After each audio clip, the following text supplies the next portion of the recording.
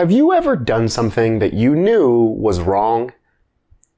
It's okay if you answered yes, because we have all been there. But how did you explain it to yourself and others? Well, most of the time, we explain our actions by coming up with reasons for our behavior. Why not? Remember, according to the philosopher Immanuel Kant, morality is created by explaining our actions and their consequences. Or maybe we tell ourselves that we had to do it for our friends' and family's sake. After all, a truly moral act is one that looks out for the most people, according to John Stuart Mill anyways. But hey, he was a pretty smart guy. Maybe there is something a little easier to use next time you're faced with a moral dilemma. I think I remember something from the introduction to this unit.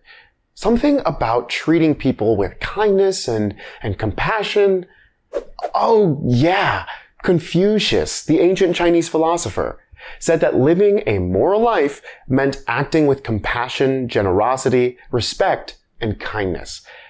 But how do these different approaches to morality translate into institutions and policies?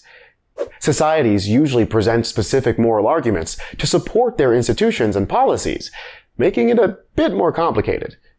In a democracy, where there are many perspectives, there are as many moral arguments against those very same institutions and policies, making it even more complicated. And that's where we pick up with today's lesson. We are going to look at the moral arguments for and against slavery and segregation. This lesson is not a defense of slavery and segregation, or an attempt to explain its existence. Instead, our goal is to explore how moral arguments were used to defend something as unjust and inhumane as slavery. Our lesson's essential question is, what moral arguments have been used in support of and in opposition to slavery and segregation? Today's guiding questions are, what moral arguments did abolitionists use to oppose slavery? What moral arguments did defenders of slavery use to support slavery? And in the PDF, we will look into the moral arguments for and against segregation. Grab your gear, it's time to dive in!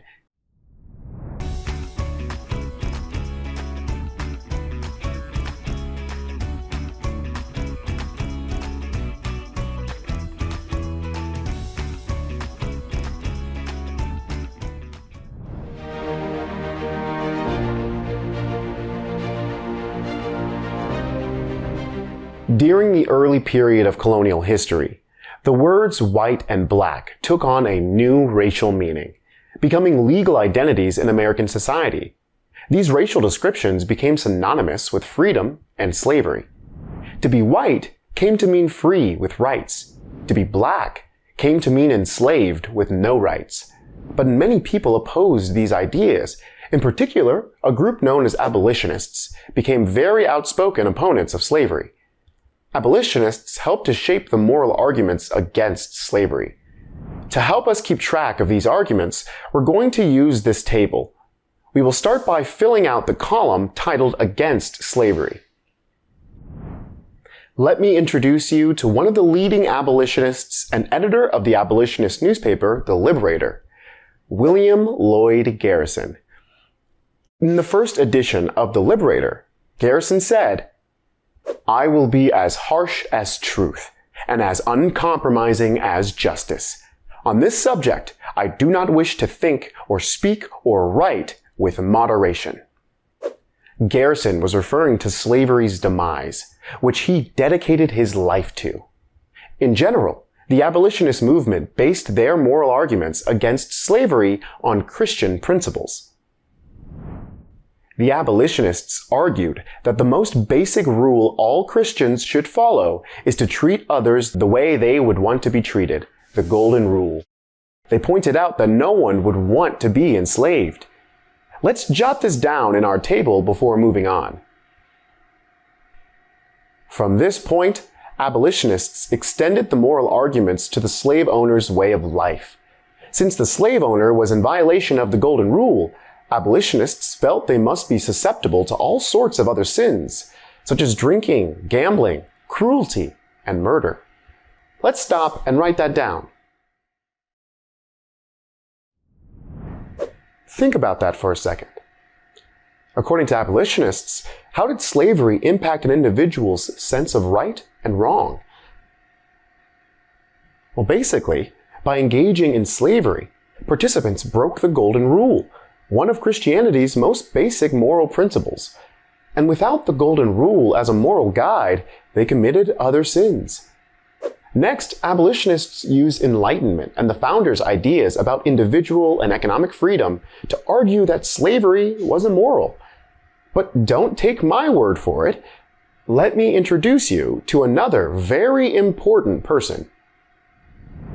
Frederick Douglass, a formerly enslaved person who became an abolitionist leader, used these principles to appeal to America's revolutionary heritage and values. Listen to what he has to say. I was now getting, as I've said, $1.50 per day. I contracted for it. I earned it. It was paid to me. It was rightfully my own. Yet upon each returning Saturday night, I was compelled to deliver every cent of that money to Master Hugh. And why? Not because he earned it, not because he had any hand in earning it, not because I owed it to him, nor because he possessed the slightest shadow of a right to it, but solely because he had the power to compel me to give it up. According to Douglass, he had a right to the wages earned from his labor. Frederick Douglass, like the founders and many Americans of the time, believed every individual had the natural right of property, and every individual's most basic form of property is their labor, including the profits produced by their labor. Therefore, slavery was immoral because it stole the enslaved person's labor and profit and thus violated a person's most basic natural right. That sounds important. Make sure you add it to the table. By using popular American values like individual freedom and the right to property, Frederick Douglass appealed to more people, increasing opposition to slavery. But this was just the beginning. How might slavery have impacted a person's sense of right and wrong? Just like violating the Golden Rule led to more sinful behavior, violating someone's most basic natural rights led to more uncivilized behavior. Slavery turned owners into barbarians because they acted without thought, reason, and morality, all the things that help make us civilized. Make sure to jot that down as well. From these basic principles, they argued that slavery robbed the owner of his morality and thus humanity. They became sinners. They became barbarians. Time for the first guiding question. What moral arguments did abolitionists use to oppose slavery?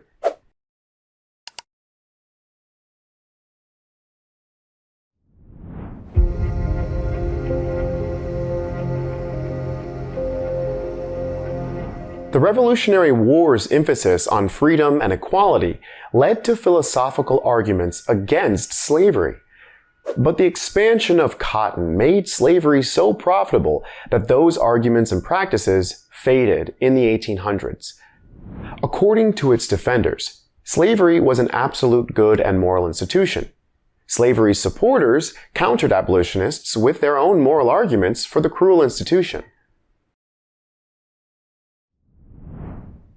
To track these arguments, let's pull up the same table and fill out the side labeled "in support of slavery." First, slavery's defenders also used Christianity. They started with Genesis, the first book in the Bible's Old Testament. In this book, God cursed an ancient people thought to have lived in the present-day nations of Syria and Jordan. Defenders of slavery argued Africans were descendants of these ancient people, and thus it was their moral obligation to God to enslave and Christianize Africans. According to slavery's defenders, slavery spread Christianity by introducing God's grace and salvation to those God had cursed in the Bible. Let's stop real quick and jot down the religious reasons some people used to support slavery.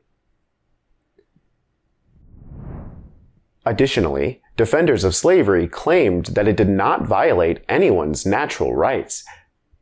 According to them, an enslaved person was property and thus could not have natural rights.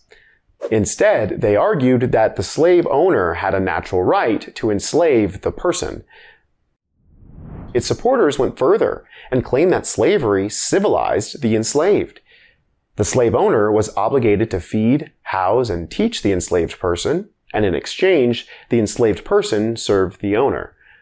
According to its supporters, slavery was good for the enslaved and therefore a moral institution. Better jot that down. Both arguments were a way of morally explaining a Southern society based on a strict, racialized social hierarchy. Time to head out. But first, our last guiding question is, what moral arguments did defenders of slavery use to support slavery?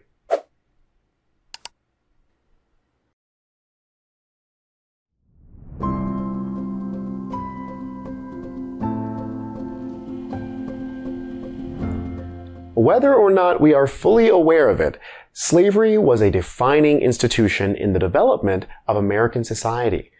From the laws that solidified it to the moral arguments used to support it, slavery helped to define race relations in the United States. But the arguments against slavery also shaped race relations by bringing people of different races together to expose and ultimately defeat slavery. These institutions and racial dynamics could exist today in different forms. It's your job to continue fighting slavery and racial injustice in any form. And by doing so, you make history. Hey.